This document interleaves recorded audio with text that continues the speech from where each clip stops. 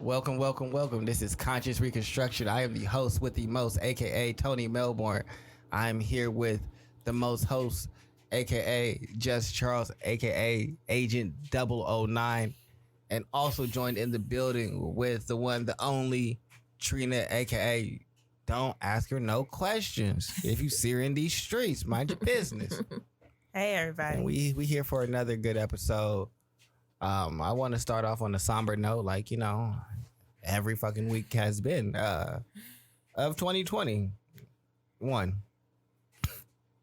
Because all 2020 was just stay in the house. 2021 is every week someone's going to die. What's it going to be next week? Who's all died this year so far? Cicely Tyson, I do believe, died this year. Mm-hmm. DMX. Now this dude, Black Rob. I feel like one of the dudes from Roots died this year too. Was that in 2020? I don't know, but the year, the year just started off. Yeah, the year just started off pretty shitty. Yeah, it was bad. But it's like, I don't know. It's interesting. This is pretty loud. Also, Thank you. Not Mo 3, Alabama? AR-Ab. I don't know if y'all are familiar with him. He's a rapper out of Detroit. No, not out of Detroit. Out of Philly. Okay. Him and Meek Mill had beef. Why? He became kind of popular in the mainstream when Drake name dropped him. When he was dissing Meek Mill on Back to Back. He said, I'll probably come down listening to some AR-Ab. And so that's what got him popular. He just got sentenced to 45 years in prison. For what? For turning his record label into a drug ring. Oh, that's most of them, but yeah. And talking about for it turning in his interviews. record label into a drug ring? Isn't that just he got charged for turning one into a drug ring and just not for running a drug ring? Yeah. This usually. Yep. Look, this music business. Meek Wills wins again. By default. But yeah, so that was something that happened in the music world. I was like, oh, that's wild. Like I knew I got charged back in 2018. Because someone got killed.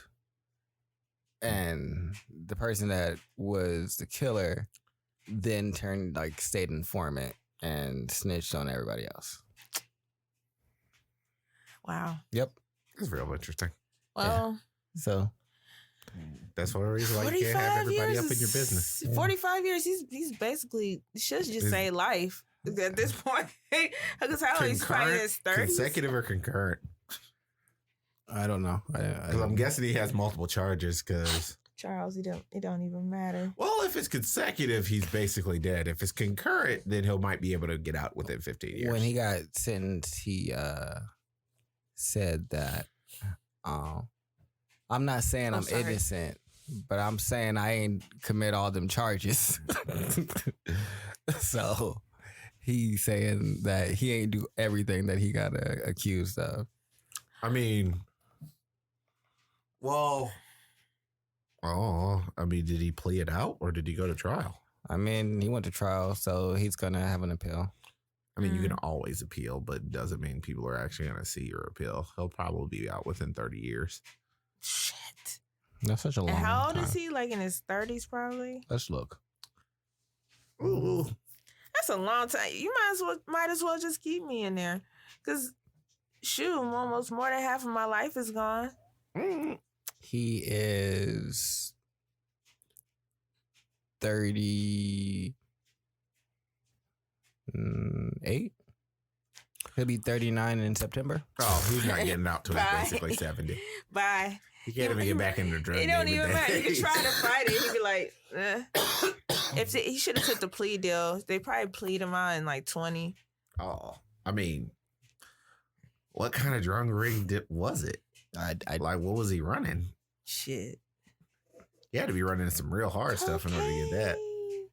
That shit was Like cocaine. cocaine, heroin, Oh, some yeah. opioid. ARAB, Philly rapper, sentenced to 45 years of imprisonment. Here's what happened. ARAB rapper was accused of drug trafficking for several years. The FBI finally proved that he was involved in the distribution of drugs such as cocaine. ARAB rapper was popularly known as a member of the OBH, aka Original Block Hustlers. His album was Welcome to the Trap Set Streets and Who Harder Than Me. Got him success. According to the Philadelphia Inquirer on April 15th, 2021, the 38-year-old ARAB has been sentenced to 45 years in prison by a federal judge. He is guilty of turning his record label OBH into a large-scale North Philadelphia drug trafficking organization. The organization is also accused of murder. His charges include tasks such as distributing, having possession of, and distribution of cocaine, crack, methamphetamines, heroin. Throughout his 2019 trial, his social media was put under the microscope. The lyrics of his songs were extremely provocative and talked about his drug trafficking business. Oh, he's fucked. Initially, the video of his social media were considered as marketing for ARAB's record label. However, later, when the jurors were shown the video, the FBI figured out that they were related to his and his crew members' crimes. He's an Assistant idiot. U.S. Attorney Everett R. Witherer said in court that the case wasn't against gangster rap, but Abdul Ibrahim West, aka ARAB rapper, had made it clear with his lyrics and even threatened people on his social media. So yeah, That's one thing about the feds. They will let you bury yourself. They will sit there. They will know you're dealing drugs, and they will just sit there and just let you deal all the drugs you The want. first thing that you do as soon as you catch a case is you shut down all social media, anything. Why was he still on social media? What is he doing? He was rapping about it like a fucking idiot. yeah. Probably shooting videos and actually cutting up actual cocaine. He was on interviews talking about how he paid his mortgages for his homes by extorting people. He was on interviews saying that the reason that he had got shot was because, well, he didn't really know. He said, and that's what he said. And he's like, well, honestly, I don't really know why I got shot, but I did rob some people for some bricks a couple of weeks ago. So they might have, a couple of weeks ago. So they might have did it. So he's a so he was just actively. he's a retarded drug dealer. Is what you're telling me? He's not very good at this. No, he's not. The fame is actually did him a disservice. Yeah, why? Like, I don't believe in that you could be. You got to choose one. Be a rapper or be a drug dealer? You can't. I mean, you can. You can, but every rapper that's like a drug dealer has gotten caught. Like, most of them have. Some of them have. You just got to put down the drug dealing. It's just like... Yeah, you got to choose. Eventually, you got to choose one or the other. That's what I'm saying. I can understand drug dealing is to help kickstart your rap career. So that means you're going to have liquid. But he's stupid. I don't feel sorry for him. Oh, well. I'm not sorry about it at all. You got himself put in jail. Yeah, he's an idiot. What the fuck? I'm sorry for everybody else who's on the record label who probably already got all their money seized. Right. You fucking idiot. They might get caught in a Ponzi scheme. Or not a Ponzi scheme. They probably gonna get them a RICO or something. How do y'all feel about other... Like, I'm not sure how much, like, just hip-hop y'all listen to that's current. But not much. There is a trend of artists talking about the bodies that they just caught and the crimes that they just committed, like a lot of self-snitching. Oh, I think so. How do y'all feel about that? I think it's hilarious. I like to see people bury themselves. out of the dumb. Yeah. I don't have to feel a particular way about you snitching on yourself. All these rappers getting shot or they going to prison. I'm like, oh. And then you hear the backstory. I'm like, oh, shocker. I don't have to be sad for them as of this point. No. They did it themselves. It's not like they were doing some good in the community or some shit. Like, I'm just like, okay. It's sad for me to say that, but I mean. It's what it is. Ultimately, they were they were capitalizing on the community and vulnerable people, more than likely people who are very much like, even though it seemed like he was selling a lot of white people drugs. Black Like people meth, have those cocaine. Black people have on drugs now, you know. I mean, I understand cocaine is a new kid thing, and they started doing cocaine for some bizarre reason. But used to be a rich white people. It still is, but why are you out here just putting everything in it? just a fucking idiot. I mean, Drake doesn't keep the people around him with the most, like, moral scruples. I don't know. Do you think they run drugs for Drake? Is Drake a part of this? No. Drake doesn't. Drake just name dropped him because it would just be a good diss for him and Arab. Don't have any real affiliation. It's just like Arab came out. I was like, I don't even know why he said my name. Because it was it was a random Philadelphia. He's like, it's a random Philadelphia rapper that fit well inside of this line. Yeah. Okay. Yeah.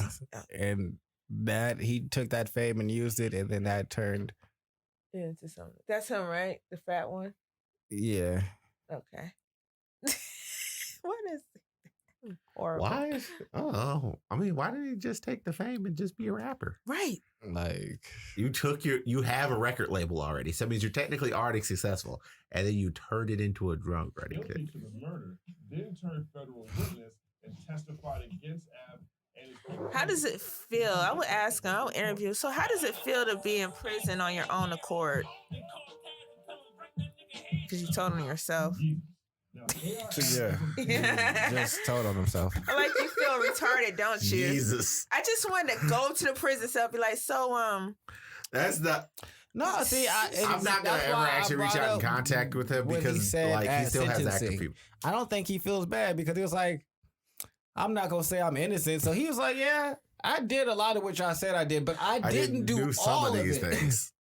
So he's not saying that, hey, I didn't do this or try to like... It doesn't matter. Make it seem better. He's like, but those two things, I didn't do those two things. I did the other 18. Right, but you still niggas added you're those still you're still fucked with a RICO charge. It's no. Well, I mean, I don't know if they're gonna bring a RICO because they called it a ring. Well, so that means they could. Yeah, they could. So it really just kind of depends. But like, I don't know if they did the groundwork for a RICO charge. So RICOs are only necessary when you have a massive criminal organization. No, when it's harder to prove that you've done other things and they want to get people at the top. Yeah. So RICO is like, all right, I can't say that you killed anybody. I can't say that you sold drugs. But I can say that your money is tied up in all of this. Mm-hmm. And that is influencing all of this. And so you're going to jail because all of y'all together. This, on the other hand, is... This nigga killed somebody and then told on everybody else. He's on Vlad TV. Of course he's on Vlad TV. On Vlad TV. Niggas just talk all they want on Vlad TV for free about all they shit for free. What the heck is Vlad TV? Is that just World Star Hip Hop? They basically stole the idea. Another white person making money off black people. Vlad TV is basically this platform where rappers were going on and still do. And just kind of sit down and talk. And it kind of got popularized because Star was on there, Lord Jamar, and they have very... dedicated followings? That, but also very hyperbolic opinions about... stuff? Yeah, like, I can't remember which one it is. I want to say it's Lord Jamar... No, it's Star that believes in the ultimate man and that a woman got to bow down and like all this other shit. But Lord Jamar kind of has similar views, but not necessarily the same. But he also is like a 5%er and speaks from that because he's part of Brand Nubian. Oh. Yeah. Got no clue what that is. Yeah, I don't Brand Nubian is one of the 4 founding groups in hip hop. Yeah. So he actually has a lot of credibility in like the hip hop world as a legendary artist and MC and things like that. Now what's this? That brought a lot of, and then he also got a lot of other just random artists that wanted to come sit down, and then niggas would just start like self snitching because it'd be a lot of artists that either were on the opposite side of relevance or trying to gain more of it, and so they would just be coming on this platform and then just saying whatever. I believe they asked Monique to come on there, and Monique's like, yeah, for a check. And he talking about he don't pay people. Yep. She did the right thing. Oh. I mean, there's literally a white person that got rich off of black people snitching on themselves, and it's hilarious. Vlad TV.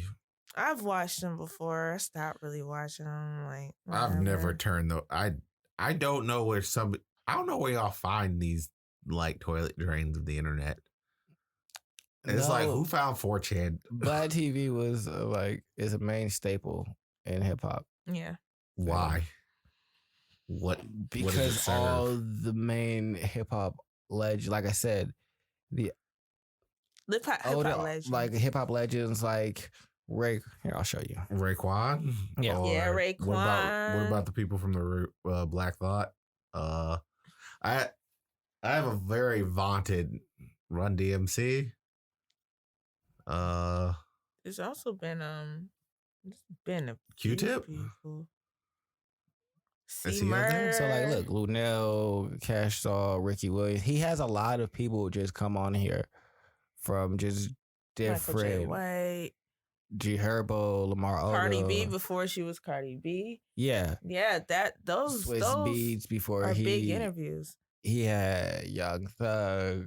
So there are like, you notice that you don't see a whole bunch of current artists and things like that because there is a whole movement of like people not fucking with him because he would ask the questions like, so if you were involved in some type of beef or something like that, he's going to ask those salacious questions. And instead of people being smart enough not to answer and think that, oh, this isn't going to be used against me at some point in time in the future, they were. Yeah, you can refuse not to answer. But that's a face of a good interviewer, though. Well, I guess what it pretty much comes down to, if he probably wouldn't have asked you to come in if you were the type of person who would refuse to answer a question to begin with. Well, you can answer certain questions, but I mean, if you really want me on there. Well, who else was on there? Because he breaks them up. And it looks like this is just a continuous loop of the same people. It is. Mike Tyson. Yeah, so Shaka Khan. That's random. I don't understand why she needs to be there. Like I said, the other people on the opposite side of relevance, if they don't really get placements on like mainstream media or shit like that, sometimes they pop up here and just sit down and just talk and they want to like be able to talk, so they just talk for like an hour. Whereas they might only get 10 minutes of like being on the show. But yeah, so just a lot of Tupac stuff. That's where he made a lot of his name, having like the Outlaws and just different people on here. Just a lot of people. He's pretty much capitalizing on the fringes of hip hop. Exactly. Yeah, but that got a lot of eyes on him because you're existing on the fringes of hip hop. Yeah, these are people with very niche audiences, but because of these people having niche audiences, they will watch whatever the things that these people are in. Yep. So thus they will always show up, and because of that, you have like a general captivated audience, and now. Yeah, so he just built up that. So yeah, so that's what happened with him and where ARAB, and that's where Vlad TV came from and why. But now most people kind of see it as the Snitch on Yourself show, and don't go on there because it's gonna get you put in jail. So a lot of current people. That's why you just see like more like the Lamar Odoms, the Lunels, and less of the hip hop artists. He's doing a lot more of the flashback stuff to like keep his relevance, because most of hip hop is now like, we can't really fuck with you, bro, because you ask these questions. You shouldn't have floated these questions out there. Yeah, and like floated them to like, because it wasn't even like he's necessarily floated the questions out to the adults in the room, like a Fat Joe or things like that, but to the 18-year-old that's in the beef and things like that, he's floating the questions out knowing that you probably don't know all the things you shouldn't be saying. But this is going to make for a great interview and great content. Oh, it's just like He's like a white DJ mean, Academics. Wow. I mean, the way that that's DJ literally like a culmination of a lot of the worst things. the way ever. that DJ Academics came up is the war in Chicago, basically talking about all of the drill music scene and all of those rappers killing each other and talking about them going to jail and the bodies that they caught and everything like that. Yeah, that they I were was talking wondering about. how. And so that's how he got and his then he popularity. pivoted and moved I was over to New wondering York. how fucking. He always lived in New York. He lived out there, but was talking about. He called my it, goodness. He called this series "The War in Chirac," and that's what got him popular and got him his huge following because he was very salacious, calling everybody dumb and just talking a whole lot of shit about them and what was going on with them. Like that's why him and Vic Mensa had issues, is because he was very disparaging about all the people that were losing their lives during that like really like chaotic period in Chicago. And so, but that's how he got his notoriety and gained a following, was through that. And so both of them kind of gained it through like Dubious means. yeah, and kind of pivoted there. I think they're both affiliated with Complex now still. Because that's how these things work. Yep. I'm just trying to get into different types of music now. I've always been all over the place. So Yeah. I'm not particularly tied to hip hop. We can review a lot of hip hop music, but there are also basically it's probably about time. Like we're getting to the point where there's subgenres within hip hop. So it's like you can find. It's like saying I'm an alternative rock fan where you're a metal fan. We're quintessentially listening to two different subjects. Similar instruments, similar people, completely and totally different thing. So like I'm never probably going to completely and totally write off rap beat just strictly because of that reason. It's just like we have subgenres now. I don't have to fuck with everybody. Yeah, for me, I guess I enjoy pretty much all of it. And it is the most interesting culture. There's no real culture or like anything else surrounding like rock artists make their music and then for all intents and purposes go home and or tour and then like just live their normal life and don't really like there's not like this ancillary. It's like how NBA and NFL are like a year round like cultural thing. Yeah. That's how hip hop is. Whereas the other music genres don't necessarily have that component to them. Yeah. I mean, I don't know if that's always a good thing, but there's no clothing or there are clothing fads that are around rock artists, but there is no subsisting clothing lines that are pretty much built around the existence of a singular genre of music. no. Like that. Or like there's nothing that ever really well, I mean, that's the funny thing is hip hop just co-opted a lot of culture that already existed, and because of the people who are naturally a part of it, they all just kind of brought it all in, like chains, all the gang stuff. It's just like just so happens a lot of rappers used to be gangsters, so that means a lot of that got brought in. But I wouldn't say it's a part of hip hop culture, but I wouldn't say hip hop birthed those things. So it's. I wanted to segue into something real quick. And maybe y'all don't know this is going on, but what do y'all think about all these like YouTubers getting caught up in sexual allegations and everything else? Oh, Like these big time YouTubers, like with millions and millions of followers. like with the Jake Paul thing that Jake came out. Paul, we got James Charles. I think it's pretty normal. You know.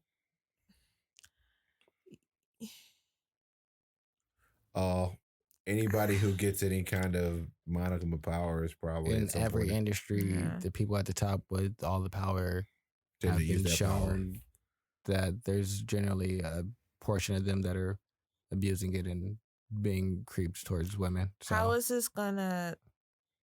Because we're getting to an area where, you know, when censorship and everything else is going on, like, what do you think is gonna end up starting to happen with, you know, like these social media platforms like Instagram, YouTube, you know, because these people cater to kids.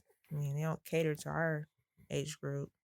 Uh, they will probably have to have set things up more like Twitch, where you have more explicit guidelines of use and more requirements in order to be a partnered member of YouTube.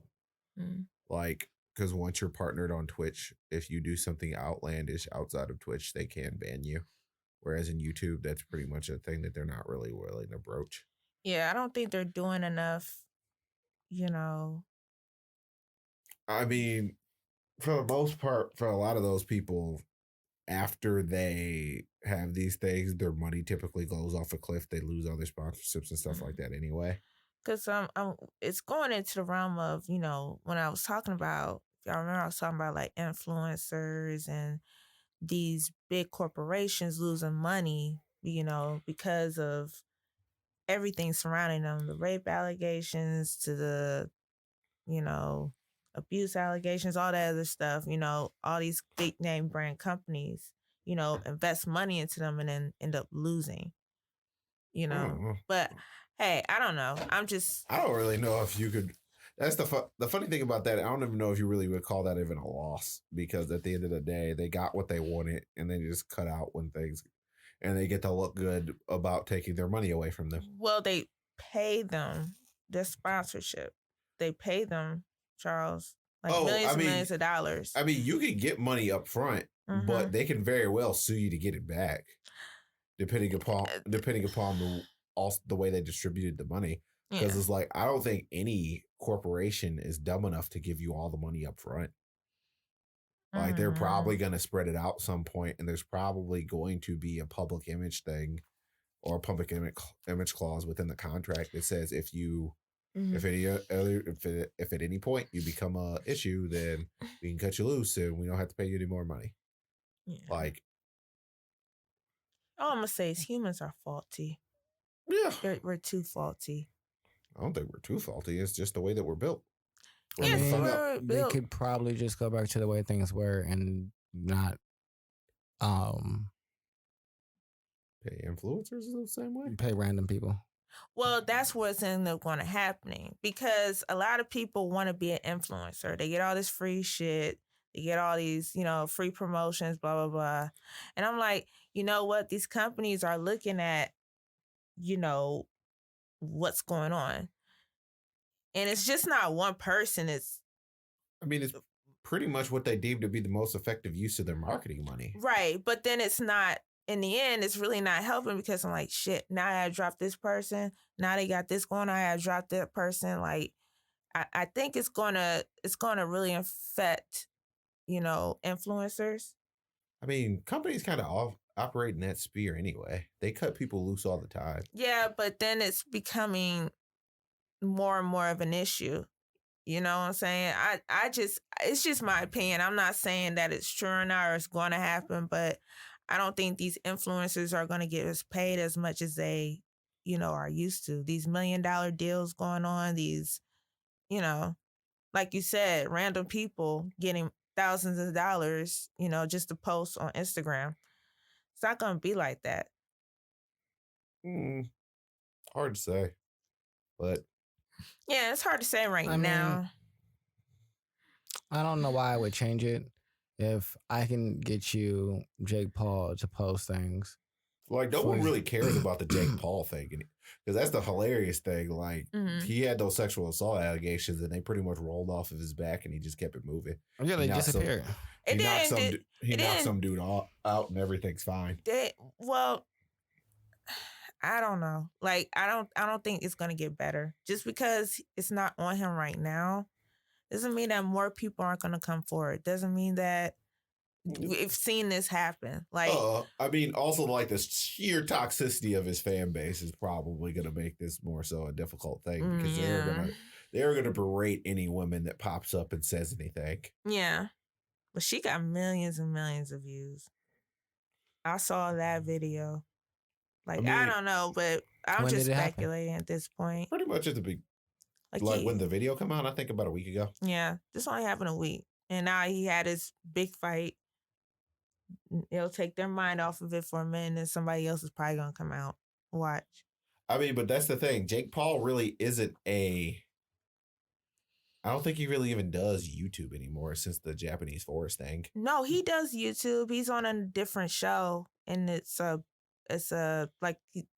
I forgot which show it is. It's a YouTube like I don't panel know. or something. He gonna keep getting these massive ass boxing paychecks. Yeah, I mean that's all he has left. That's a whole. His nother fan world. base is getting older, so that's another thing. Oh, those boxing checks are bigger than anything else inside. Like, Yeah, he making good money. I mean, that's good. He's relevant for now, and he can get his boxing checks. That's good, though. I'm glad that he's getting his boxing checks, but that's not my point. My point is that if this does become serious, he loses those boxing checks. no, they don't. Yeah. Would you want somebody that is a face of rape to be a part of your fucking industry? They're already were. Yeah, there's lots of boxers. This came out a week ago, though. This came out a week ago, though. In sports, they don't care. They really don't care. This was already. In People sports, had already bought their tickets. People had already bought their Dante shit. Stallworth killed somebody and Yeah. actually was still playing. Ray Lewis killed someone and he's on Fox. And I understand that. But what I'm saying is, in this era, we're talking about in this era, in 2020, or the Me Too era. who was the in the Me Too era? What's the guy that was suspended for half the season for? The punter from the Giants? No, Or like the dude from the Seattle Seahawks? for Cleveland. Oh, what do you mean? He wasn't allowed to play the first half of the season. Oh, God, our second running back. Yeah, because it's Chubbs and somebody else. It's Chubbs and our second running back kicked a woman in the face. Okay. And And he still all they plays did for was Browns. say, "All right, you can't play 8 games." Okay, he kicked the woman in the face. Yeah, But this is our situation, a rape situation. We're not. there are other people who have been accused of work, Of sexual Like- assault and rape. Yeah, I they've been accused. particularly in boxing. All right. like I'm gonna Mayweather say has. is that this is gonna be a big effect. Watch. I mean, Mayweather's been accused of rape. I understand. But Okay. I mean, my thing is just like there are prior examples inside of this Mhm. this particular sport where people just don't care. Okay. So people all of a sudden caring would actually just be a surprise. yeah, that'd be weird. Because in sports, they don't really seem to. No, they don't. Well, in the NFL and boxing, I don't know about baseball too much, so I can't say. I don't hear really. Baseball normal for some reason doesn't have this same problem, but they're never like they get a lot of money, but they're not really considered to be marquee athletes, depending upon the city which you're in. Like in St. Louis, they are. In New York, you are. Maybe in LA, but like here in Cleveland, like you could have a random Indian walking down the street, and you probably won't ever know who the heck they are. Because baseball dudes kind of they can look pretty average. They can be like 5'8" and just be out here. Some people, if you're a huge baseball fan, I mean, Yeah, there are people who are huge baseball Well, fans. no, but I guess I it's- was just saying, like, I don't hear a whole lot. Like, you hear all the time about like someone in the NFL doing something crazy to a woman. well, you think Like about there all was the just that. head injuries and But no, there was just shit. There was just an NFL player that killed his entire family and himself. that's what I think that was a concussion thing. that's what I'm saying. Like you gotta take into consideration a lot of these people are suffering head concussions and that people don't want to talk about. Like even in boxing, you said like in baseball, there's not that much talk. I'm That like, or basketball, I don't really see that as Yeah. a The thing. most prominent rape case that we have had up to this point is probably still Kobe Bryant's thing from like way back in 2004. yeah, I don't count. Yeah. Yeah, and so I just Yeah. mean like as a general, but like even like just looking at the league overall, you don't hear about like domestic violence or like things like that so much as you do with like boxing in the NFL, where I mean, there's a point inside of the more contact the sport is, the more violent the Yeah. people tend to be. Yeah. I mean, I could probably because you have a similar problem in MMA. That's fair. Because it's like you have very similar problem. Because I forget the dude who beat the hell out of Christy Mack. I remember. Oh that yeah, happening. War Machine. Yeah. Yeah, he took her teeth out. Yeah. She had to have reconstructive surgery. He was dating a porn star and he was upset that she was having sex with other people. He basically walked in. Tony is terribly confused. She broke up with him. He still had a key to her place. She broke up with him. He still had a key to her place. He ends up finding her in bed with somebody else because he beat the guy up. She runs to the bathroom, because she couldn't. You're not fighting him. No, there's no fighting him. There's I wouldn't fight him. No, he almost beat that guy to death. He is almost every single point of his body is considered to be a lethal weapon. Yep. That's a motherfucker that you shoot. Like he took him by surprise, so it wasn't like, oh shit, get my. It did. Yeah, I mean, it didn't matter one way or another. No, it's like surprise, not surprise. So he could probably beat him from point A to point. He beat her to a pole and tried to rape her. He couldn't get up. So he's in jail.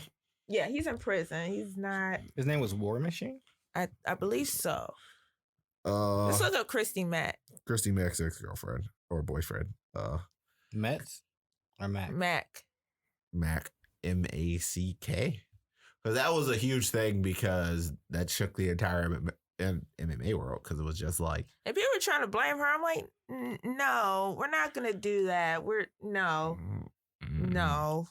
I mean, probably within that sphere, that's the way that they actually look at it. It's a pretty weird. Well, she's sphere. a porn. I'm like, he decided to get with a porn star. I mean, as of that point, it's just like being with a porn star and then being upset that she's a porn star is a very odd thing to do. It was a very weird situation. It's just like he wanted her to stop being a porn star, so thus they broke up. And it's just like, well, she had broke up when she had moved on. The guy she was with, I don't know if she was dating him.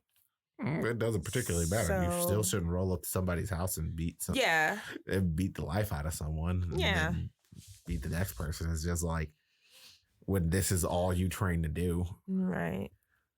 Or period. It doesn't really matter if you train to do it. But people have had issues about him, prior to that incident. It's just like that's the one instance, but I don't know. I've heard lots of weird stuff about lots of people. So she ain't no bigger. She's a little bit bigger than me, but she ain't big. She's not a big woman. Me and her about the same height. Yeah. I saw her face after. I'm like, God damn. She's lucky. I'm not gonna say how lucky anyone is. I mean, to survive that. She's lucky. Good a neighborhood. I don't think hurt her. For the most part, I don't think his goal was to actually kill anybody at that point. Because if he wanted to, he probably could have. Well, I don't know. Because it's like, no, you don't know that. I mean, at his skill level, I would probably even say that not killing someone is actually more difficult than killing someone. I mean, beating somebody's face in. That's not the way you kill someone. He could have just put her inside of a real naked choke and choked her to death. He didn't. Well, yeah. It's like he has ample tools to do all these things. And he's probably high up on steroids and shit. So I don't remember what era of UFC that is. So I can't really say. I believe he was on steroids. I can't really say whether or not steroids were like even a lot. Because there are always various areas inside of combat sports where like nobody checks for steroids, and then the more legitimate the sport gets, the more they're forced to check for steroids because the various fight commissions force you to do it. Mm-hmm. But you're terribly engrossed in this story. Yeah, I was reading about what this even was. What happened? Yeah, who she is, and that's probably in terms of that story, that is probably the only one that I can. In terms of combat sports, that was the only one that I've looked at and like. God damn. And it took him being thrown in jail for a lot of the. Because I don't even think Dana White suspended him from fighting in the UFC. No, he's in prison, huh? No, I understand that, but what I'm saying is Dana White as an organization, they didn't look at it and say, we're going to divorce ourselves from this guy. Nice they did. I don't remember if they did. Yeah, they did. No, that was they were done with him. They kicked him out. He's not allowed to fight anymore. He's not. Because, like, From last time I looked, yeah. I mean, yeah, he's not allowed to. He was in under contract with Bellator at the time of assault, but was immediately released after news surfaced. He last fought in October 2013, losing via first round submission to Ron Kessler. Machine attempted suicide while awaiting trial. He was apprehended in a hotel room in Simi Valley, California, after going on the run. A hotel guest allegedly witnessed him getting physical with another woman and called the police. So yeah, Nigga, crazy. Don't get punched in the head for a living. That was wild. Yeah. No, I mean, yeah. That's a great conversation about like contact sports and how do we feel about them. As of this point, I feel like I don't know. It's a whole nother thing. People don't like to discuss these things because it gets a little too real about concussions. You know. For the most part, as of this point, I think we're all perfectly aware of what these things do to people, and we just don't really care all that much. Like even they are consenting adults, and if this is what they want to do with their lives, that's what they want to do, and they want to do it for our consumption. It's just like it's fine. Everything is fine as long as they're not trying to deceive the people who are actually participating in said sport. But it's not fine. That's the thing with WWE too. They're consenting adults. Mm-hmm. Yes. But the people that they murder, rape, traumatize, harass, abuse, torture, kidnap are not people who signed up for any of this. So yes, while they are consenting adults, the people that they inflict these traumas on are not. So I mean, that's a percentage of the group. There's a lot. There's people I will not date, and I've gotten flack for this. I mean, it's a large percentage. How large is the percentage? If it's like one person on every single team, at that point, we are dealing with 5% of the league. Definitely not one person. It's way more than one. But I've always said this, and I will stick to it. I will never date somebody in a contact sport, ever. Oh. I mean, that's just me. I'm not on flag for that. It's like, why? I'm like, no. Because I done read too many stories. I done watched too many documentaries. Even in the WWE, like, you don't realize. Everyone, I mean, for the WWE, everyone goes to the Chris Benoit situation. Yeah. You're putting your body through, it's wrestling is fake, but those moves and those ladders, impacts aren't fake. No, those ladders, those chairs are real. Everything in that shit is real. Besides the storyline, like the rigging of the matches and stuff like that. Well, rigging is a very loquacious word because that means that there was actually some underhandedness about it. It's pretty much like everyone knows who's gonna win. Everything is scripted. You're going out there and you're watching a play. Except for the what's the matches when they have them all in the ring? Oh, Rumble. Yeah, so Rumble. Of the NFL's relative arrest rate, 54% of their arrests are domestic violence. Who? 54% is domestic violence. For which? I'm sorry. For the NFL. NFL. Yeah. 38% is sexual offense. And what percentage of the NFL have actually been arrested? That's a lot. That's the crimes those are the crimes that they are committing. Yes. But what percentage of people actually commit those crimes? Who are getting caught? I mean, at that point, that's 100%. Like, as soon as you say they are getting caught, then I mean, we don't know what's happening behind people's closed doors. That is ubiquitous of everywhere. Yeah. So at that point, we can say we know that contact sports increases that probability. Yeah, because of concussions. Yeah. So what Tony is saying is that it is an issue. We can't just sit up here and say, well, they're consenting adults. Yeah. What it looks like, it said about 20 to 30%. Okay. Oh my God. So 20, 30%. So 15% of the times that they're arrested, they are so about 15% of the NFL is being arrested and put in, or taken to jail for domestic violence charges.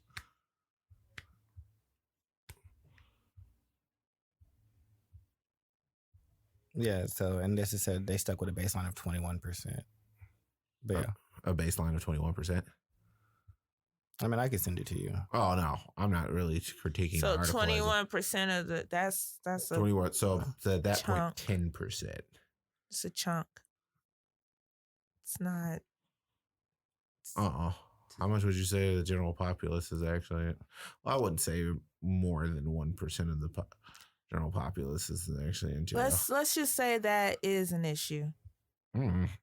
It's a big issue. No, it's not. It's not. That is an issue. Well, at this point, what are we gonna do about it? Well, so I think that it's more than it's all contact sports, and so I don't just point to Crispin Wall because, like I said, it's just like what it's just like it's all contact sports. But what are we actually gonna do? I talked to the NFL. What are we gonna do? Ain't stopping. No, they're not gonna stop. But what are we gonna do to prevent? What. This is up to them. I'm not a doctor. I'm not a physician. I'm not a part of the NFL. They have to come up with solutions instead of saying. I mean, that's been their default, and their profit line has gone up every single year. Mm-hmm. So it's like, as of this point, the people have to do something to affect the bottom line enough to the point where, like, I don't watch football, so I rarely watch basketball. I don't really watch boxing like that. It's not my cup of tea. You know Phillip Adams? No. Is that the dude? Where did he play? And when? I do like WWE stuff, which is I mean, but I like because of the storyline. It's male soap operas. Mm-hmm. That's how I would consider WWE, and I write it off as that. It is like, yeah, there are some like the biggest issue with the WWE is steroids. Yeah, but it's like it's arguably is what happened with Eddie Guerrero. It's part of what happened with Crispin Wall because he was on PEDs for a very, very long time. Yeah, to move like that over the years, it hurts after a while. Played for the 49ers. He currently plays for the 49ers? He did. He was drafted in the 7th round in 2010. Oh, that was a while back. So, I mean, yeah. I mean, even the women now take, like, small steroids. But yeah, he killed 5 people and himself. But those 5 people were, like, his wife, his kid, grandparents, and then him. So yeah, and so I don't think it affects people's bottom line because he wasn't playing anymore, and it usually happens when it typically happens post. Mm-hmm. So I don't think that the NFL or any boxing commission or any actual organization is going to take a real stance on this. I'll say that's terrible. Yeah, because it doesn't affect their bottom line. So I think that we as people have to do something and figure out some type of legislation against, I don't know. It's like hitting each other in the head. We can't figure out legislation to keep black people not getting shot by the police. True. I don't think it's going to happen, but I just think that it is something that the argument of people opting into it is true, but doesn't account for all of the victims. The people around it. I mean, well, there's more of an underlying thing because when people get put into football, it's typically their families that put them in the football, and they put them in the football very, very early, like Pee Wee League. And I don't really think you should really ever be playing football at that early of an age when your brain isn't anywhere near developed enough. And then you're getting your brain rocked around inside of your brain and probably getting concussions earlier than you probably should be. Yeah, no, that's a very. It's just point. like, so It's like, I'm not saying anybody deserves to die or anything, but it's just like, you should probably think about whether or not you let your child go into these sports and stuff like that, no matter how much they want to do them. Because ultimately, if they don't have any more players, then there is no more NFL. Yeah. But the problem with most sports is that is the way, I mean, you can argue it disproportionately affects black people at this point because that's the way black people get out of the hood. Or a lot of black people get out of the hood. Because a lot of our most affluent people, our most affluent African Americans are sports athletes, and those are also a lot of time the people who come back and give back to their given community. And it's always like the normal dudes who fall through the cracks too, like old boy who gets drafted in the seventh round for the San Francisco 49ers. Yeah, like it's never really the big dudes. It's not the Peyton Mannings. It's not the Michael Vicks. It's not the Donovan McNabbs. It's, I mean, because those names are special because they're the ones that aren't taking the most damage. Well, I mean, you could argue Ray Lewis and stuff like that, but we just kind of look past. Yeah, everybody just ignores that. Yeah, it's just like, and that's the entire thing. It's just like, he's just out here floating on national TV. You were a part of murdering somebody. Who was it? The football player? Was it Ray Caruth or something like that? What? What did he do? I think he hired a hold on, I'm gonna bring up his name. Because it's like you got the Aaron Hernandez thing, but he was just a whole gang member who just never stopped being a gang Ray member. Caruth, okay. He had the mother of his child killed while she was pregnant. The child luckily survived. He has disability. He got out a year ago or so and wants parental rights. And that's a child now. That like he's apologized, and I'm like, no, there's no amount of apology. There's not. You can't, my nigga. All right. If you want, I'm gonna say inside of that case, I'm gonna say that man was like. It's not like that wasn't a crime of passion. That was very dictated. Yeah. It's very methodical. It has nothing to do with concussions. That has everything to do with him hiring an assassin. He didn't want a child by her. He didn't want to pay child support. This is where it all boils down to money. He didn't want to have to deal with her. So I could just imagine you wanted to have to deal with a kid that, let's say, has Down syndrome. So someone that you're gonna have to take care of for the rest of your life. Like, I don't know if I'm trusting you, the one that was out here hiring assassins. The grandmother let him see the child. I guess I don't know, write him or something. But I'm like, you got a lot of nerve. Yeah, no, you can't. I mean, it's also another thing about most sports people. Almost every single person who exists inside a sports locker room is alpha because they're typically been the best person at whatever they're doing, wherever they're doing it for the majority of their lives. So they're wildly self-centered and wildly like I could alpha dog-esque. I could tell because I'm like, you permanently brain damaged your child and you killed his mom. And you're just sitting up here like, well, I'm still spoiling. So, I haven't been around most of his life, but let's go to something fun. UFOs. I thought we were going to Ryan Coogler segue in. No, I'm going right to UFOs. We've been talking for an hour. Sorry. No, it's fine. I'm going to UFOs. UFOs. Put on your tin hats. Unidentified flying objects. As long as there are unidentified objects in the air, we have UFOs. So the Pentagon is supposed to release more in June about the unidentified object that was found in 2019. It looks like a cracker that's like flying in the air and it's really, really bright. What was it over U.S. bases or was it overseas? I don't pay attention to these things. It was over a ship. It was over a ship? Yeah. Oh, okay. So they were just playing around over a ship. I have some theories. I got nothing. I have theories. Go for it. So I believe that the aliens have already been here. They're already here. I think they look like us. I think, they've been here. Like if you look in Egyptian like carvings and stuff, they've already carved out that with like alien shit on it. I mean, they've always been here. This is not the first sighting. Anybody else got As y'all can tell, Charles don't believe.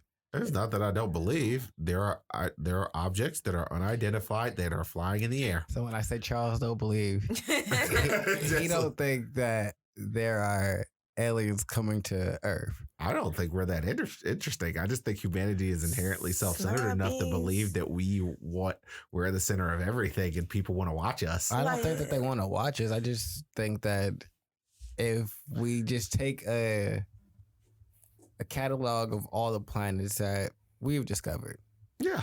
not many of them offer all the resources that are necessary for like sustainability. Mm-hmm. Sustainability varies based upon the species. That's also very true. It's like That's the also moon of very true. Io could be sustainable to somebody.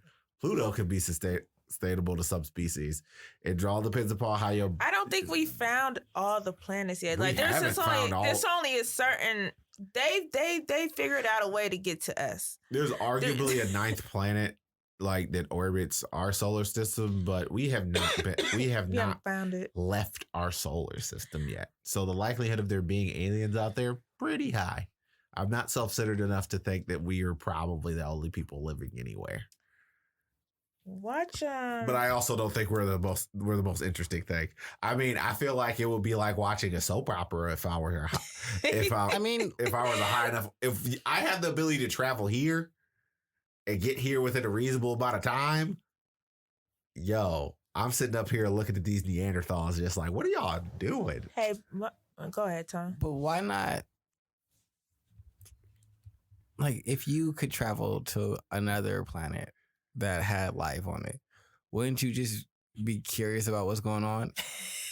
Not because at that point you're just talking about sheer morbid curiosity, just wanting to know what's going on, just for the sake of what's going on. If you only know your race of people for your entire existence, I think that morbid curiosity would be like, well, what the fuck is that? What are they over here doing? Yeah, like especially if you're traveling out and they haven't found any other life forms either. They're like, damn, it's empty out here, and then they got the ability to find one. They're like, damn.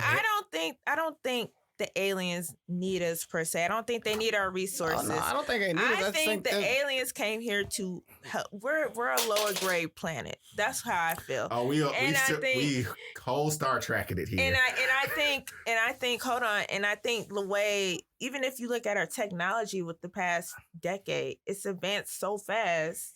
And I'm like, where all this shit coming from? I'm like, I can explain it to you. It's a longer conversation. Look up.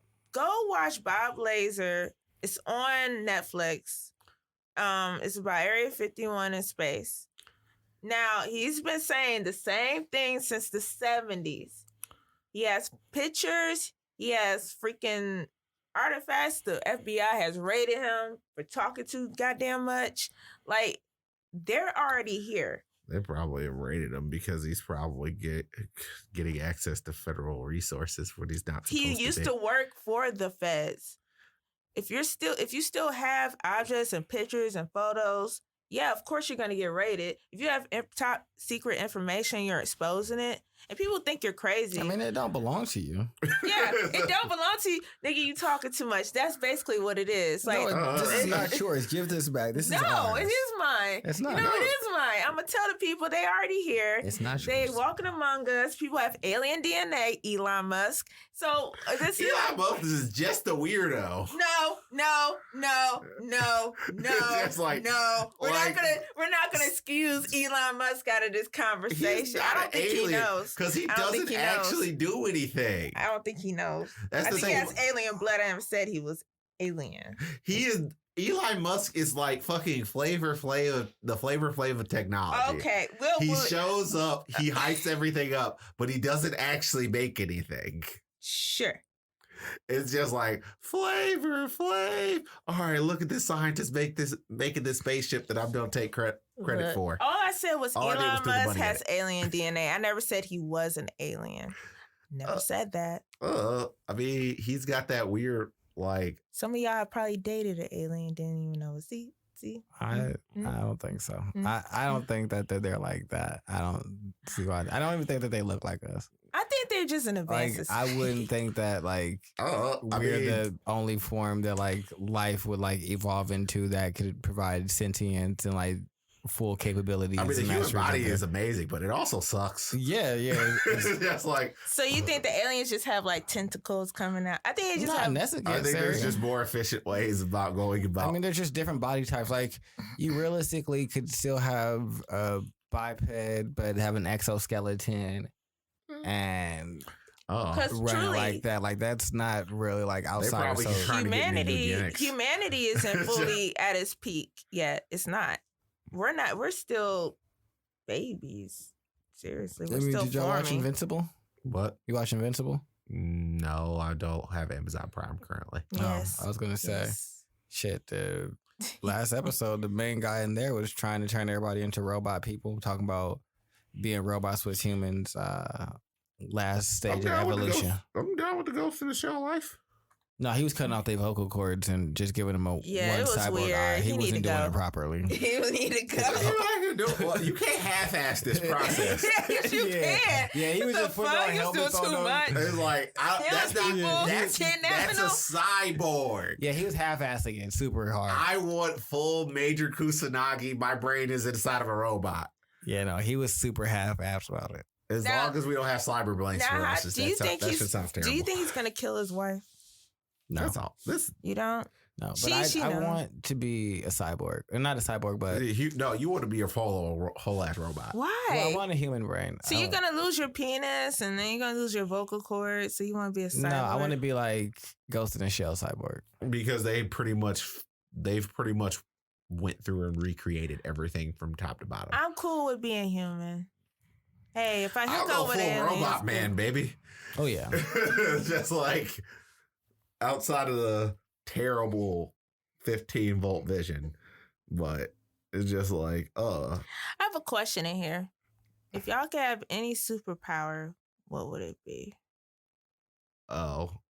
the ability to manipulate, project, and control energy. What about you, Tom?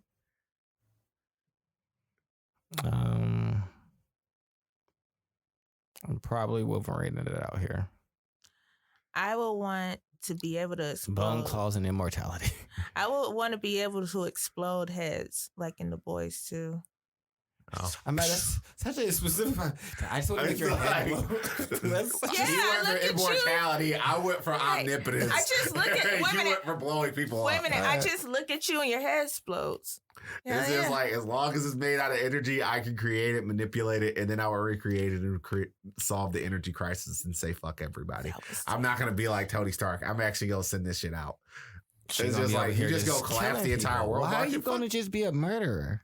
Did you see that shit on The Boys? But what do should you bring want up a to clip. use that power for? What do you mean for what? For leverage. That's not leverage. That's just murder. So you just go kill people. Hey, You just gonna so get he'll long. gotta You die. realize they're just gonna hit you with the long range sniper rifle. Yeah, they for go. the with the greater, elephant they gun. won't know it's me. We didn't know. I didn't know who it was until the end. I'm like, oh my gosh, they don't It's- know it's her. She's running for Senate, and they don't know it's her. She did a full terrorist attack in that bitch, and she was like, they didn't even know it was her. They didn't even suspect her. Now she's going to the White House. I don't think she actually has a superpower that's exploding people. I thought she was just implanting things in people's minds. No. Her eyes turned white and back. She remembered. Well, It's been a while since I watched that season. no, she it's like- wasn't. She was It's doing gone that so herself. far off the That- source material. The fact that we have this many seasons is a surprise to me. The fact I that like you it. It's can one of my explode favorites. people's heads.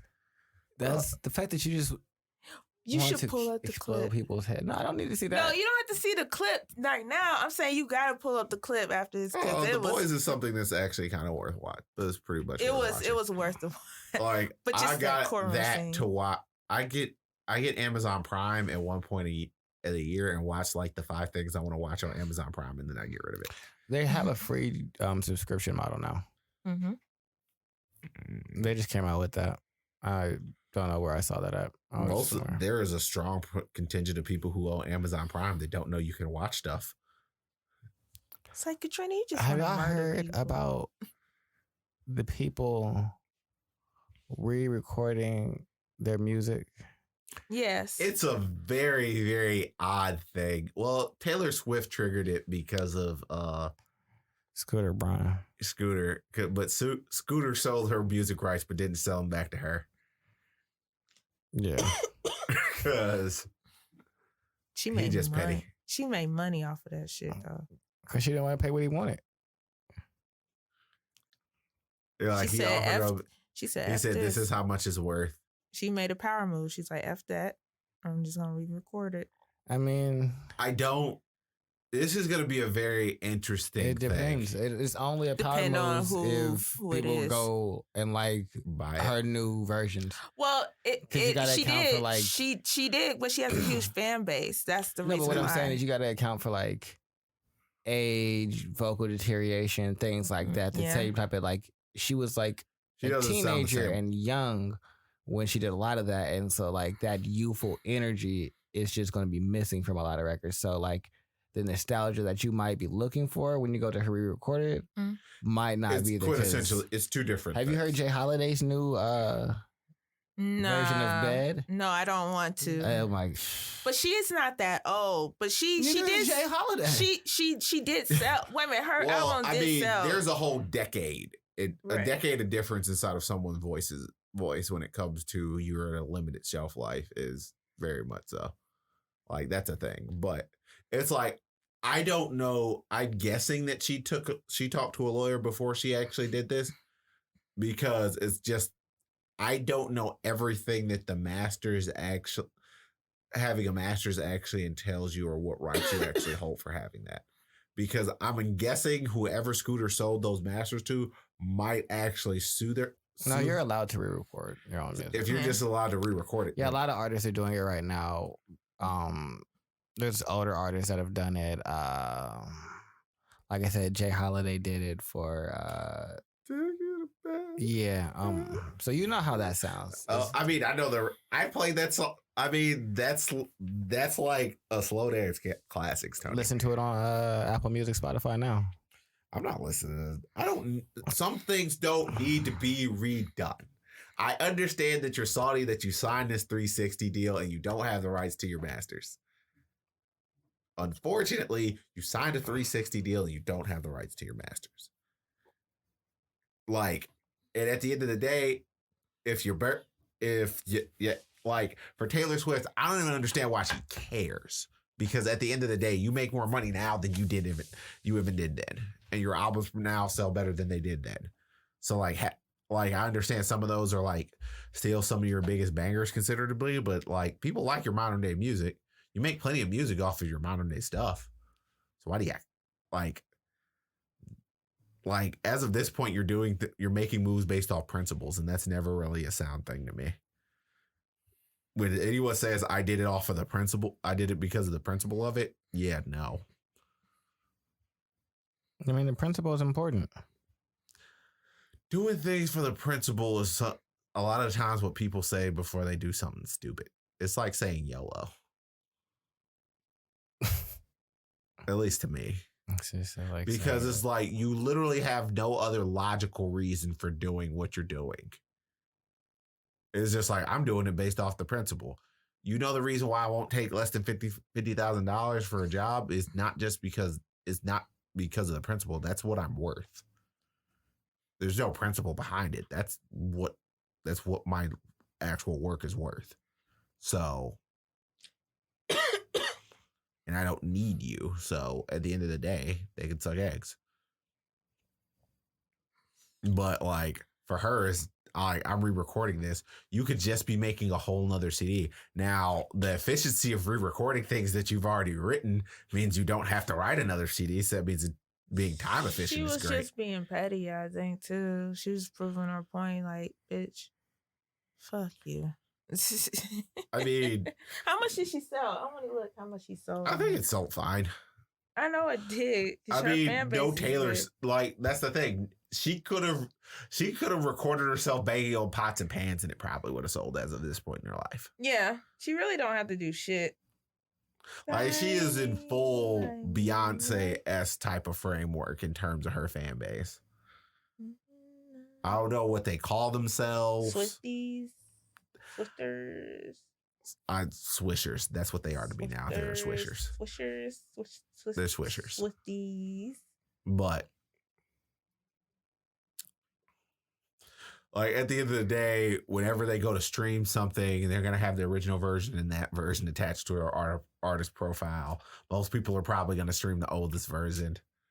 Hold on. Can I interrupt real quick? What is up with all these shootings lately? There was one in Texas, a fucking FedEx employee shot like 5 people. This is God damn. I can't really say. It's just a bunch of irate employees getting tired of dealing with the organizations. So I think he had mental issues before. Gunman at FedEx shooting legally brought 2 semi-automatic rifles 2 months after a gun was seized from him over his mental state, officials say. This country, I tell you.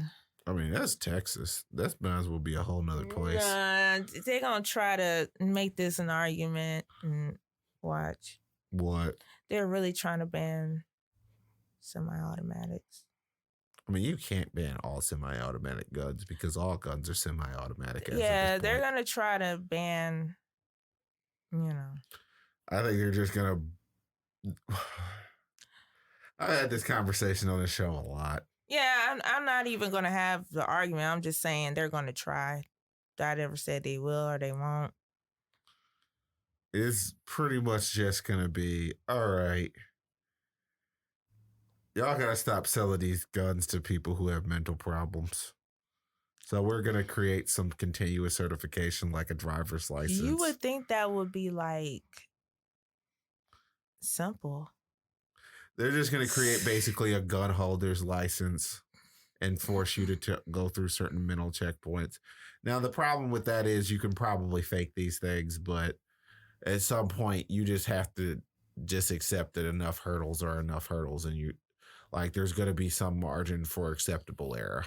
Yeah, like the vaccine passport. There's all right, we're down to 1 mass shooting a year. It's a very jaded thing for me to say, but as of this point, it's just desensitized. It's become damn near a monthly thing. Well, yeah, now people going back outside and stuff. Stop for a minute, but now... I know I'm generally aware enough to the point where I can probably avoid these situations, but you just get... the only one I probably could have never avoided is that one that happened in Las Vegas where there was just a dude just shooting down at a country music festival from a hotel window. There's nothing you can do about that. I mean, people can shoot up a grocery store. I mean, you can get shot anywhere. This is true. Nothing is avoidable. There's no you don't go say, mass shooting. I mean, if you are generally aware, you can't avoid some things. No, you can't. It's just you see a dude walking in someplace with a trench coat.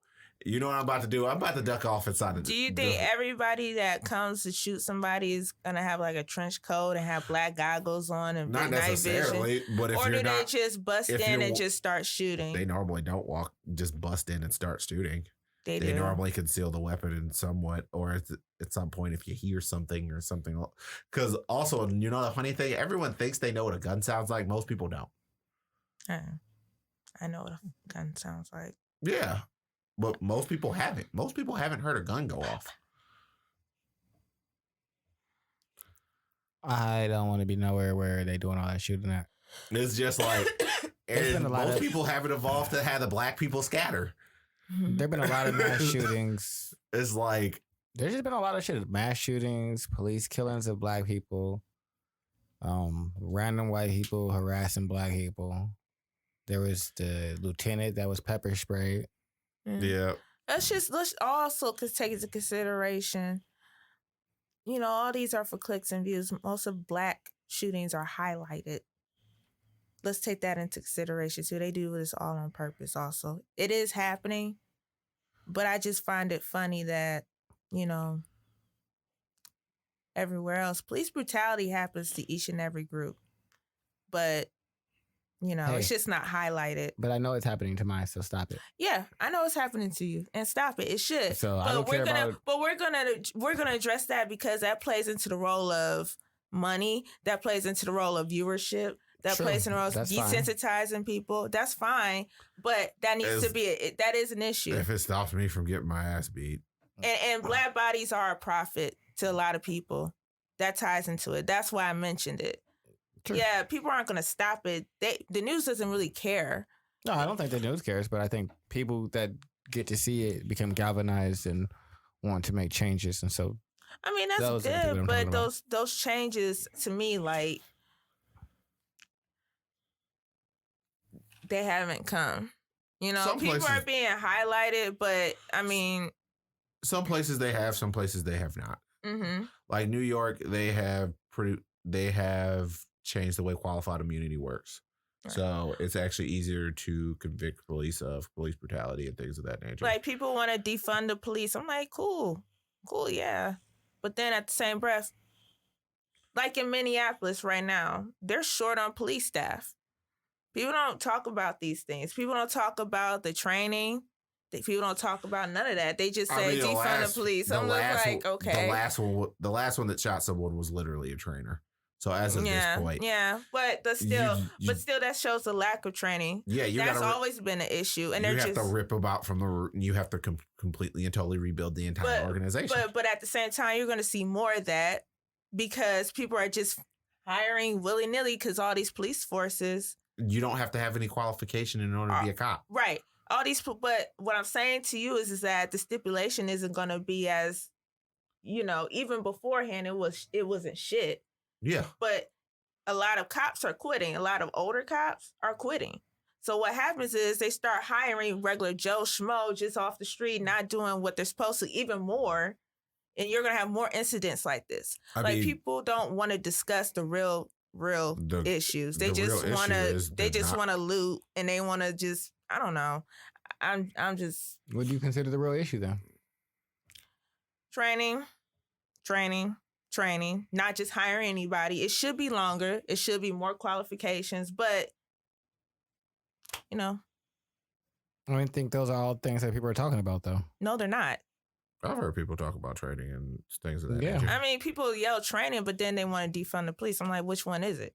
Defunding the police doesn't mean getting rid of the police. It just means it didn't say get rid of it. No, but I'm saying because you don't need them to be able to spend millions of dollars on like. We all came from Shaker. Yeah. Shaker has more assault and SWAT team than the city of Cleveland. Okay. What is happening inside of Shaker that they need all of that? Why do they just have that?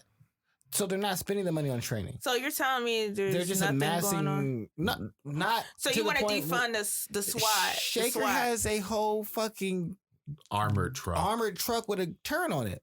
Okay, so you want to defund the SWAT? No, I want to defund the police because they're spending money on. So should we change? So should we change instead of saying defund the police? Should we change where the money is going to and how it's being used? But the problem is, once we allocate the money to the police, they allocate it from there. Yeah. Okay. So it's like, you also have to understand, like, sometimes it's a catchphrase is a catchphrase. Yeah, I understand that. So defund the police is more of a catchphrase than it is an actual like. And I think you should defund the police doesn't mean get rid of them. It means, hey, you don't need this much money. I never said anything about getting rid of them. I don't think that they should have millions of dollars to give them maybe 100,000 so that the only things that they can afford to do are training. Because now that their eyes got big because we got all this excess money. Let's go buy a armored truck. What do you really even need military surplus for? Yeah, so my thing is like, we lived in Shaker. What happened in Shaker that they needed an armored truck for? I have no idea. I just don't agree with it. That's just my stance. Like, why don't you agree with it? Look, all those budgeting, all that money cuts into training, that cuts into everything else, not just the armored truck that's rolling down the street. That cuts into everything. Like I said, people left the force And maybe now we they're should short on abolish the staff. police. Huh? Maybe we should just abolish the police then. With what? What we're going to replace it with? A better Individual force. task force, like a force that's actually dedicated to resolving issues that you would call for violent crimes, a number that you would call for issues that are dealing with people who have mental health issues. Because I mean, why are you calling the cops when you know that this person is autistic? I mean, the cops aren't trained to handle the situation. I truly believe that there needs to be more of that, but I think in a perfect world, we would just have, because a police officer is supposed to be a peacemaker. It's supposed to be, they are. That's what you're supposed to be. That's what it's supposed to That's be. not what they were created for. What were they created for? Catch slaves. Wow. So anyway, on paper. That's literally on paper. What, no, I'm talking on paper, I'm talking about today. And no, the on police paper, force and why they were created was because they made slavery illegal. But the way that you can conduct slavery in this country still is by putting incarceration. Incarceration removes you from having your free rights, and then you can be made to conduct labor. So they created the police force for that specific reason, to continue that organization. So no, whatever they say on paper nowadays is bullshit, because you can't override what you initially created for. It's like so me saying, abolish. Hey, so in your this is theory, a brothel, all these women. Okay, so we abolish cops, right? Okay, I'll take an example. What I just told you, the Twin Cities, right? What's going on there? Yep. Their cop ratio has been cut. Good. And every time somebody calls, they can't get to them. Somebody's been raped, they can't get to them. Somebody's been robbed, they can't get to them. So what do you? So all this replace with what? With what money? Take the money that they were spending on the cops. But they're burning down the city. So with what money? Insurance will take care of that. Insurance doesn't always take care of that. That's another misconception. Not everybody has that type of coverage. So with what? At that point, you're operating a business instead of a hire. No. Like that. People, no. If you run a small the business, businesses will be fine. A lot of big businesses were covered for that. Yeah, so they'll be fine. My father's covered for that. That doesn't mean that they're going to give you the money for it. A lot of small businesses got hit and they had to come out of pocket. They still haven't seen any money for those damages. So what I'm saying to you is, okay, in theory, we wouldn't have a police force. No, I'm saying that. I mean, if we don't, if we didn't have a police force, we wouldn't have the right. Any point in time during transition, there is uncomfortability, there is damage, there is death, there's decay. So yes, right now, if we're going to transition from having one to not having one, there's going to be a period where shit gets bad and it looks worse than that side, because that's an established system and we have to break that down to get to another. Me as a woman and as a black woman, no. Sorry. They're not helping you as it is. No, as a woman, no. I'm sorry. No. Sorry. But the thing is like the system as it is, isn't really helping black people or women as it is. When I got beat up by my boyfriend, yeah, they did. So yeah, there's that. It's like that's one case out of how many? No. That's one case out of how many? Like there are plenty domestic violence situations. That's one case out of how many? We were literally just speaking about this earlier about how in the NFL, like there's this giant issue. A lot of those dudes get immediately put back out on the street. We're not talking about people with money. I'm not saying that. I'm talking about regular people like me. There's just been an NFL player that just went to prison for beating up his girlfriend. I've been in environments where domestic violence has been a thing. I've been in the hood and stuff like that. Those dudes pop right back up in a few weeks. Yeah, sadly.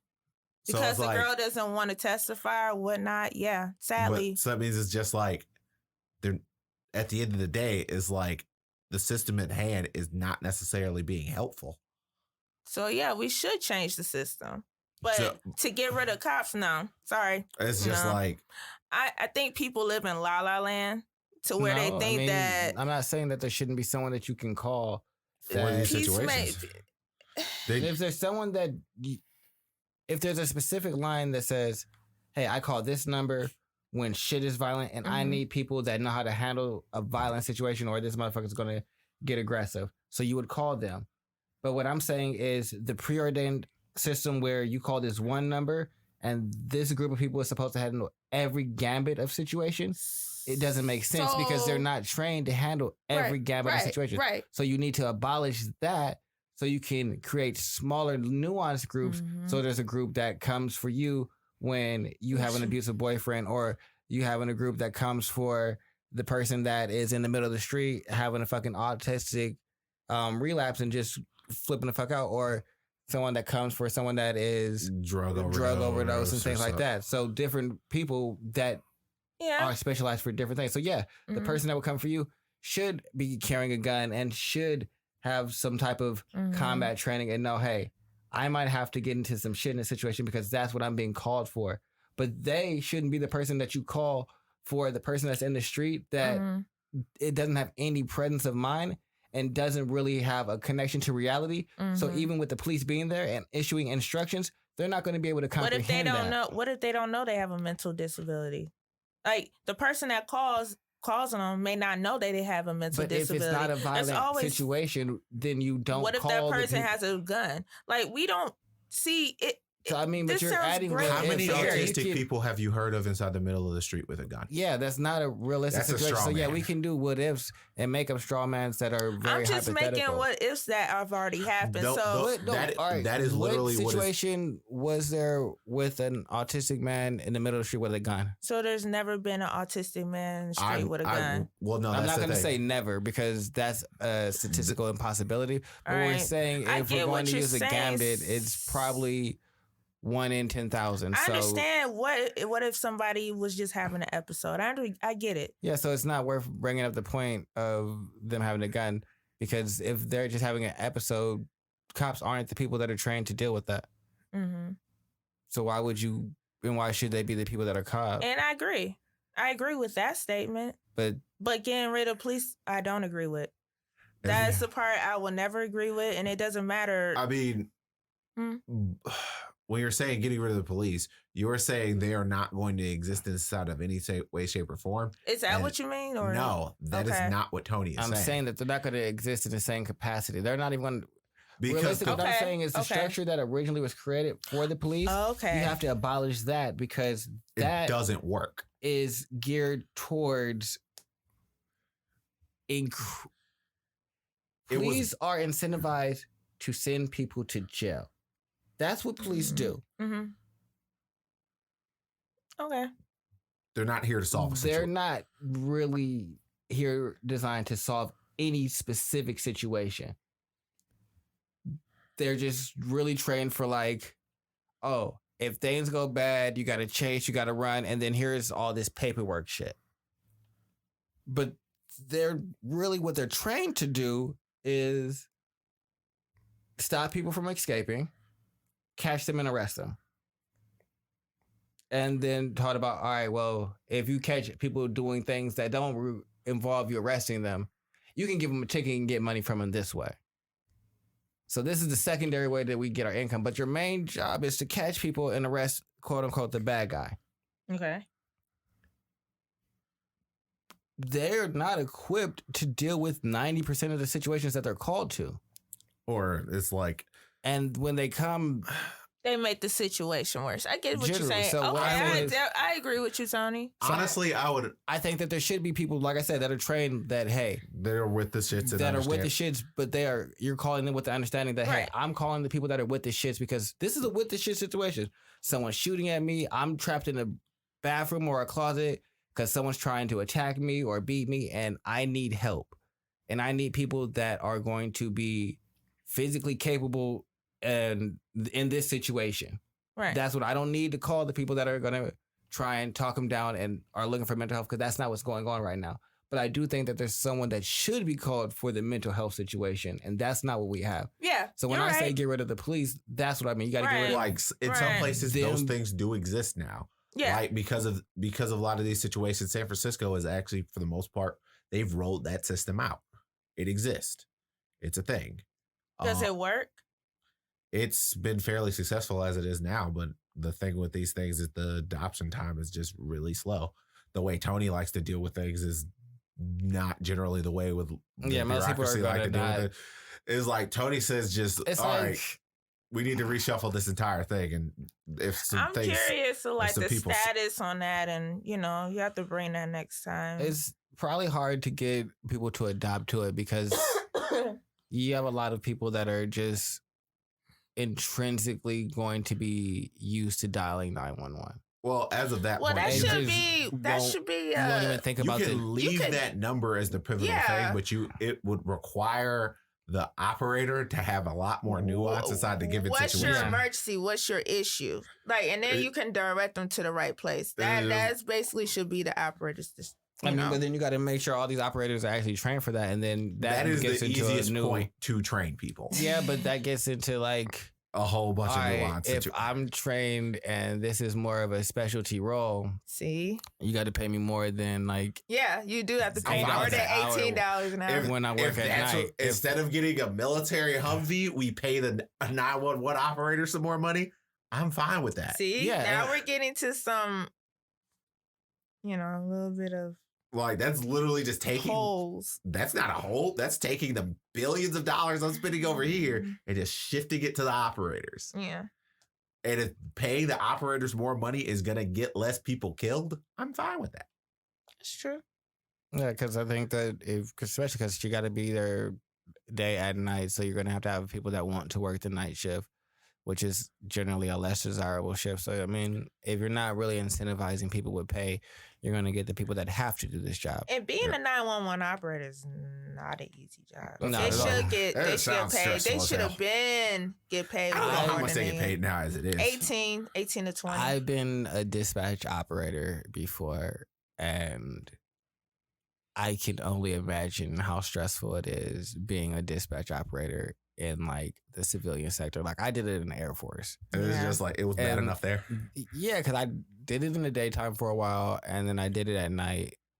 At night was easy, and then I moved to days. And at days, you just get Wild things. out, not even wild things, just like outside of just the normal just shit happening throughout the day. There's also like scheduled routine shit that you have calls and like maintenance and people doing things that you just have to be notified for. So you got to take those calls too and keep a track of all this information. So it's not just, oh, an emergency happens, write this down. Some people call dispatch and say, hey, we need to let you guys know or let the police know that we're going to be here doing these things. So now you have to take that information. So Basically, it's like, documentation of Mhm. like Yeah, so- routine procedures. yeah, so it's a lot more nuanced than what people really think it is. And so you have to like account for that, where in Air Force, they don't really give you an option of you just gonna do this. So I mean, it was just my You gotta job. realize you're the first point of contact when somebody's in an emergency. So their life really depends on you. It was like, and how It's effective like- you are at your job. So they should probably be paid like that then. They should be starting off at 30. They start They at are. 18. No. Oh, they- 18,000? $18 Oh, you're talking about 30 bucks. per hour. They should be I paid mean, 30. I feel like 25 to 30 bucks is probably about $52,000 a year. should be paid way more. That is a stress. Just like social work. It's fucking I stressful. think at the end of my mother's social work career, she was getting like 98. I think high stress, no. life critical jobs should probably be paid more, but they're generally the jobs that are paid the least. Yeah. Oh, You talking about over like a 20-year period, aren't you? She got 98. no, my mother didn't technically finish school until I was in high school, and she didn't get her first job until What was 10 she? year. My mother has more qualifications than I can actually think of. Okay, so those okay. It's All right. like, 'Cause I know- like Tony understands. I There are wanna so s- many letters in all of them actual certifications that they got. It's like there's one for A through Z. Like I wanted to be a social worker and I stopped because I'm like, it's too much There's a you lot guys of spend certification. too much money. I had to go to get my master's. I had to take this certification class. It's kind of like, Mother got a Yeah. master's for free because she got a 4.0. She went Yeah. there all through Cleveland State. She had a 4.0 in Cleveland State. She had a 4.0 through Case Western Reserve. She got her doctorate inside of theology. She got all that. nah. She has no. dual masters. She has every single independent and But then they're all short on credentials. staff. All they're that short. shit costs money. Yeah, they're short on And- staff. oh, like I mean, the only reason why she was able to pull through as much as she did is because her organization paid for a lot of the stuff that they had. but She But literally pimped them out. that's for the every single problem, dollar. though, because now they're short, and then they give people like Yeah, because they went loads out. and loads and loads of bucket loads, and I'm like, if you really needed social workers, you would shorten up the criteria. It's kind of like it shouldn't take a It's one of those situations where you don't want to shorten up the criteria because They can't shorten the criteria. What they need to do is increase the pay. It's either that or they need to.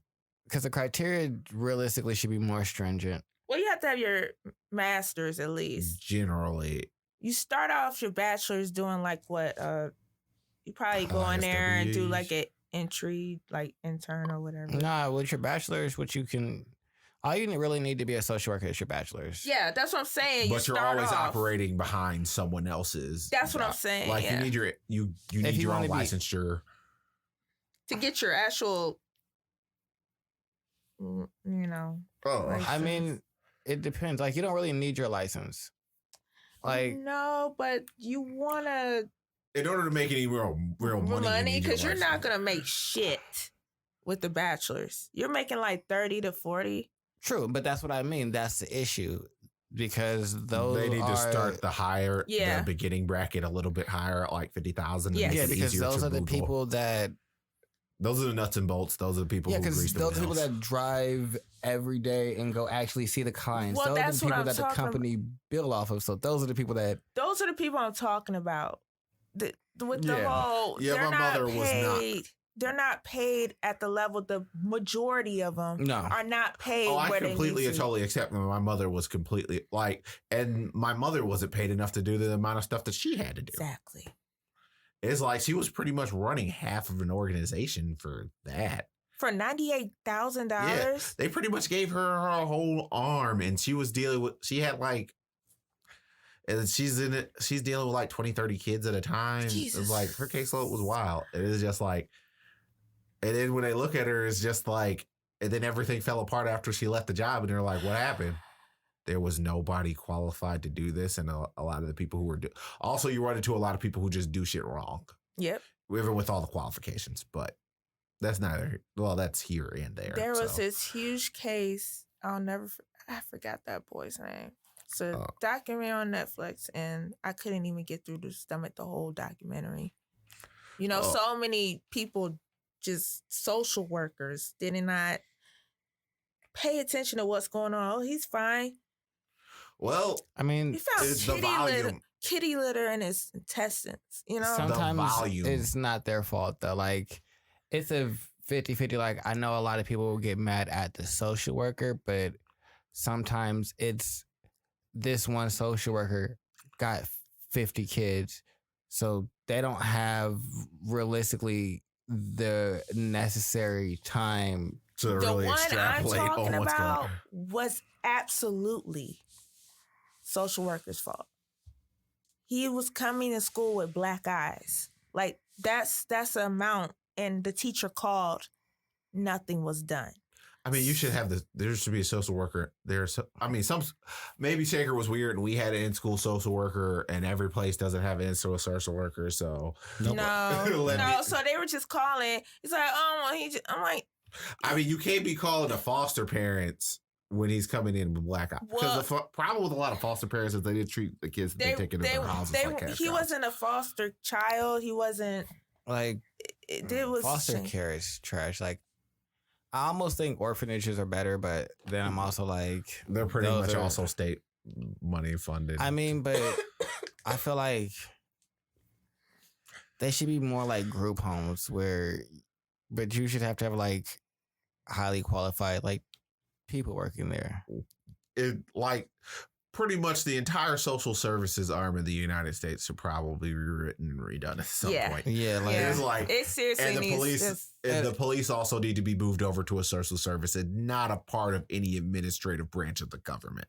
Because that's another thing that people necessarily don't understand. Technically, all police forces are technically underneath the president. Yeah. Because they're considered an enforcement thing. Yeah.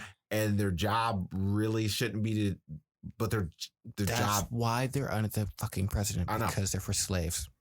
Because they're enforcement of capturing the niggas when they couldn't just make them work for free anymore. Y'all go to jail because we gonna get this labor somehow. It was like, but at the end of the day, it's just like they're a part of the enforcement arm of the government when they should be a social service because they are to protect the social fabric of America and not necessarily like an understanding. And the laws are part of the social fabric. But there is a lot of more nuanced things. That's why you gotta get rid of the police because that's not what they're here for. We just need to redesign everything. We do. But at nauseum, people are inherently against that because that typically runs into some things about like, all right, well, we need to rewrite the Constitution. Nah, we're not going to do that. I wonder if you can buy enough land to be the size of a country. I wonder if you can buy a country from someone. You can buy up Texas and have them secede. Can you buy a country from like, if you go to like another like continent, can you go there and like talk depending to the ruler upon where you go? And buy that's not entire... gonna. You're not gonna be able to swing that in Asia or here, probably. Possibly, the more impoverished the place, the more likely you are to pull it off. You could build a town. I've seen that happen. Old Country.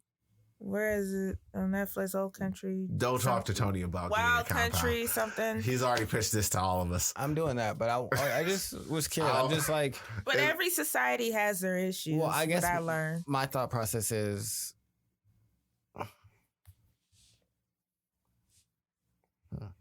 Like,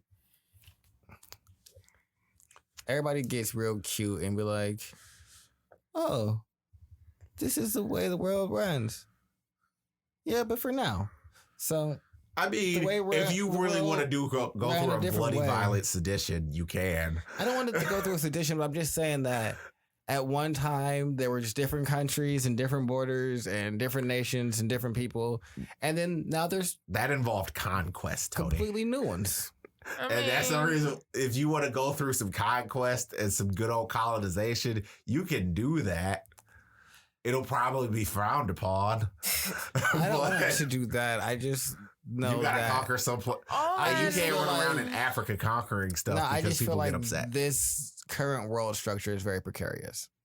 All I'm gonna say is everything repeats itself, and it don't need necessarily conquest to lead to change. You might be able to slice off a piece of Canada and see what happens. Because what if everything just collapses? Collapse. That's pretty much, you have to enforce everything through force of arms, depending upon, and whoever has the biggest guns are typically going to control them. Look, like if that happens, America's going to take over the rest of America. Look, I look at it this way: every we don't end up. That's everything ends up back to where it was. You know, it doesn't matter. You know, you can build another town or another country or continent or whatever. Well, no, that's not what I'm saying. I'm just saying that I think that all empires collapse, like Roman Empire collapsed, Egyptian, like, so I'm just like, I wonder what it looks like when this current world structure where we have like this world economy and like free flowing is like, I think it will become a more of a, I think we're headed into being a more of a police state. Yeah. I mean, we are, but we're one of the young, like us in Canada are like the younger countries in existence. Yeah, we're the kids. It's crazy that we're a younger country in existence because we rewrote the history of the people that actually lived here. Like, if we're considered to be a country, I mean, if you want to be the trepidatiousness of talking about the recognition of countries is very, very, very odd. Because at that point, unless you're recognized by the European world, you're not considered to be a country ad nauseum. Whereas when you get colonized, then you thus become a country because trade is open and you're susceptible, or unless you have like a line in the sand already, and you're capable of enforcing it by force of arms, a la Japan. Yeah, I was gonna say Japan It's just like was like no. It's like we showed up, we run this. I have a question. No. What do you think's gonna happen? Do you think we are gonna turn to more of a police, society, police state? I mean, we already don't have the force of arms within the people to actually be able to fight against the government. So unless we actually course correct the government, I don't think anything's necessarily going to happen. So you think it'll be? That's not necessarily true. That's not necessarily. We got scuds. I guess what you're saying is true, but not true in the sense that if the government was touted as the police state in the beginning and all the people viewed it like that, then yes. A lot of people in the military have a lot of civilian family. Like, oddly enough, this was like a conversation. You're talking about a Cairo-like situation where you have the military standing on one line and then people are marching and the military just lets people through because it's like... Well, like I've had like literal conversations while I was in the military, like closed door behind, like, so let's all just work this through because like it was turbulent times and we're like, all right, let's work this through. If we have to go out and it's like us versus them, what do we do? And it's like, well, I'm gonna give y'all those are our family. I'm gonna give y'all assignment. Watch Handmaid's Tale on Hulu. True, I've seen that, like, but those shit don't matter. Like that. It's like, it's the story that everyone always goes to is the time where inside of Philadelphia they blew up an entire city block just to get one group of people. Yeah, and they never paid anybody back for blowing up the city block. They didn't care. It's just people say that they're not going to. People talk and say what they're not going to do. But also, what I say, if it's actually a widespread thing, as it was inside of Egypt, to the point where it's just like it's the entire population against the military, more than likely the military probably will stand down. But it will take the entire. But we're talking about the United States. That's what I'm saying. Because if it's just one demographic, people if it's just a little area, then you can get other people that are going to come. But if it's all right, military, you are now against go out civilians. there and gun down in all the civilians. And military, a lot of the actual people inside of it, at least like people that I've come across, there are generals black, who probably different, wouldn't like take we that weren't order. A specific like demographic that was talking about this because it was a lot of like you in the Air Force. Air Force, we were it's just like it was a lot of like MPs and firefighters just having this conversation inside of the dispatch room. So yeah, because so it's the people that would be called for like emergency situations in our thing first. So it's like, all right, let's work this through. What are we doing? Well, I'm not really going out there. It's like, I'm not down. It's hilarious. It's hilarious. No, because it's just bringing me back to like, the Handmaid's Tale and everything you're talking about. It's like, I would never do that. Is Handmaid's Tale done? No, still going. It's a really good show. Oh no, it's definitely a slippery slope. I can see how people can get. We'll provide this and this for your family if you just follow orders. If you don't follow orders, we'll hang you and your family. Oh no, I don't think that there's going to be everybody against it, but I do know that it is not going to be as easy as they would like it to be because you can't put all these guns. The issue becomes in when you start putting guns in people's hands and send them out there to do it and they start flipping on you. It's just like, well. I don't know. People are easily to manipulate. I don't know. Like, it's one of those things where, we could say it can never happen or it's just harder. I would say it's, from what I've seen. I mean, bases are more. What? I don't know. It just started doing this little circle thing, and I didn't know what was going on, so I was wanting Charles to know.